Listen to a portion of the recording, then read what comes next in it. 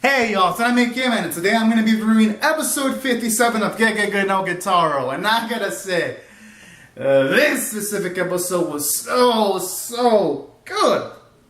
Because what I like about this episode was, well, it kind of subverted my expectations a bit because we didn't get to see Agnes pretty much almost, we didn't really get to see much of her at all, which was kind of like a tease that kind of broke my heart a little bit because I wanted to see her more.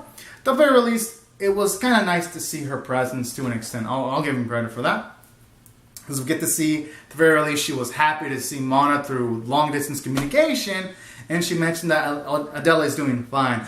So at the very least, it shows off that Zoe's writing staff it's still bringing up elements from the previous episode. So that was a positive about this episode. And what I also liked specifically about this episode was that they're bringing up stuff like Carmelia. They're bringing back the whole plot point of Blackbeard wanting to be resurrected again. So he's using some of the yokais, some of his henchmen to pretty much gather blood so he can come back to life. So I like that because not only does Kitarou have to worry about the 4 treasonous generals, he's also got to worry about Blackbeard's lackeys that are possibly wanting to resurrect him. So those were some amazing elements about this specific episode. So and that's what I thought from a story standpoint, it did really well. It rose the stakes. I'd say really the only fault about this episode was, y'all know how I feel about Kitarou's internal electricity. Kitarou should use the internal electricity more. Jesus! And yeah, I'll probably get some people in the comments. Alright, I'll probably get some people saying, but enemy caveman, Mammoth is a human. I'm like, okay, first off, Kitarou's going up against a human that's pretty powerful, was able to match up physically against Gatchick, and additionally, he's also going up against the vampire yokai, La Sienne, and this specific human was actually of his own free will at helping a vampire yokai and gathering humans for La Sienne to suck their blood. So I'm like, come on now. There is no excuse this specific episode for Kitarou not to use that eternal electricity. So that kind of peeved me a little bit. And you would think, at the very least, he would have used it this episode because, come on, even in Pokemon, when Pikachu's captured at times, he would try the Thunderbolt Dust, you know? When he's like sealed up or balled up or in a bear hug or something like that. But I digress though. That was only just a small complaint about this episode in comparison to the big complaint I had about this episode, because there was a moment where Kitarou was matched by La Sienne in the math because they seal Kitarou in a cube. And then they have the bright idea of literally doing a burial, putting Kitarou in the fucking dirt, and then burying him back up, and they don't even fucking finish the motherfucker off. I'm like, oh god, this feels like a Saturday morning cartoon. And I'm not saying that in a positive way. It feels like those Scooby-Doo cartoons. And trust me, I liked Scooby-Doo as a kid, and I enjoy Scooby-Doo, but I can see the faults in that cartoon where you have the villain capture Scooby, Daphne, etc. Scooby, and then they'd capture him, and instead of finishing them off, they let them sometimes get the upper hand on them so that they can be exposed. Or even like in a James Bond movie where sometimes they capture James Bond, and instead of finishing him off, they just give him enough time so that he can escape and then kill the bad guy. And it had the same vibe here. That's not good writing, at least in this specific episode and that specific sequence. Because, let me explain why. Because later they're like, oh shit, maybe we should finish Kitarou off when they notice his vest is causing them trouble. Then they literally take the time, bury the cube out, destroy it, only to then find out that Kitarou was actually rescued by Mana and Agnes, because Agnes then made a fake cube, broke the seal so that Kitarou gets out of the cube, and all that. And I'm just like, these La Sienne Mammoth, these motherfuckers could have just fucking landed the hammer, hit the cube, and boom. Or if Toei wanted to seal Kitarou, they should have instantly I had like a quick save where immediately after the Kitarou was in the cube and right before they're about to destroy the cube, they could have written it so that maybe someone like Sandwich and Agnes would show up, rescue Kitarou. We could have had some cool Sakuga-filled fight scenes, and then there wouldn't have been a plot hole. There would have been like not a single plot hole in this episode, and this episode would have been grand perfection. But no, Toei I'm sure the writers didn't purposely do it, but they didn't revise the script long enough to see these kind of deficiencies in the script.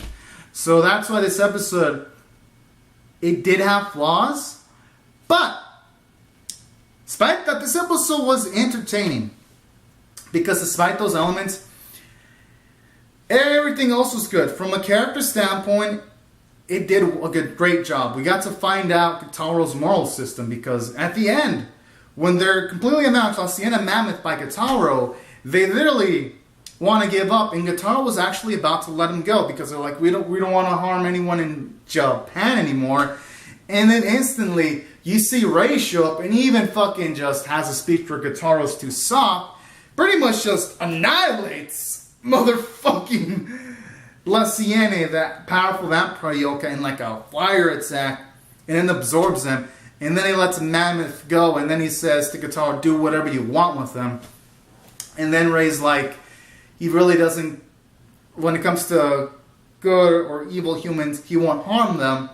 But in that sequence right there, when he says to Kitarou, you can do whatever you want with Mammoth, it implies that when it comes to evil humans, Ray will let justice fall upon an evil human, even if it comes from like from a yokai or from a human. So at the very least, the episode does show that Ray is a reasonable individual, and he kind of did morally shut down Kitarou when he's all like, that kind of softness could lead to Kitarou being harmed in the future. I mean, I'm just paraphrasing. He didn't specifically say that, but it could lead to some bad things happening to Kitarou someday, and then Kitarou didn't have anything to fly back with. So, from a moral standpoint, not from a moral standpoint, but from a philosophical standpoint, he kind of did have Kitarou cornered there because he didn't say anything back in reply. Because usually Kitarou would have some ready reply, or already have a reply set up to counteract that. But this time Kitarou didn't have anything, so I kind of like that. Because it kind of puts Kitarou in a humbling situation to a certain extent. Additionally, it does leave the room for character development, because it is kind of true, because in this episode, the Yakai did say he wasn't going to harm Japan anymore, but he didn't say anything about any other country in the world. So that is kind of true, and I like how the episode brought that point up. So, and it brought up that, yeah, that's kind of like a full-on Kitarou at times. He is too soft. So that was a cool element about this episode.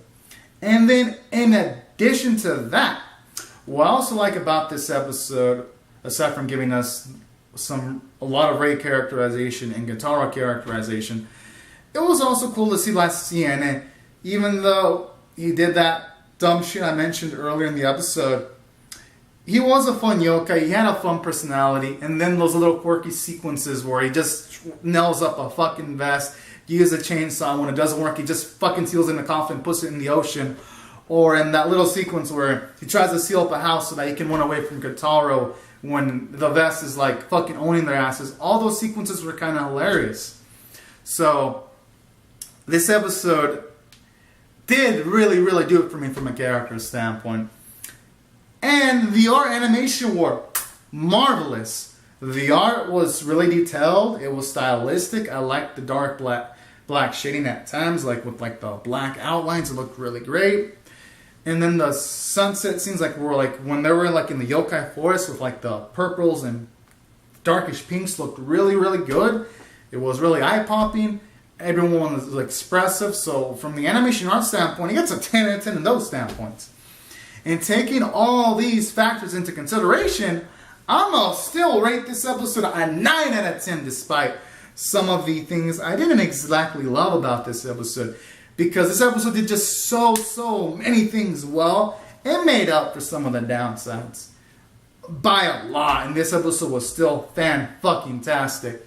So anyways, guys and gals. Oh, And before I go, I was going to mention the roast the sticks too, because now that we have another plot point with Blackbeard's henchman gaining blood for him, that's also something that the crew can't ignore either. So the tension in the show is building too from different angles, and that's why I really love this episode. So anyways, everyone, comment on your thoughts on the episode in the comment section below.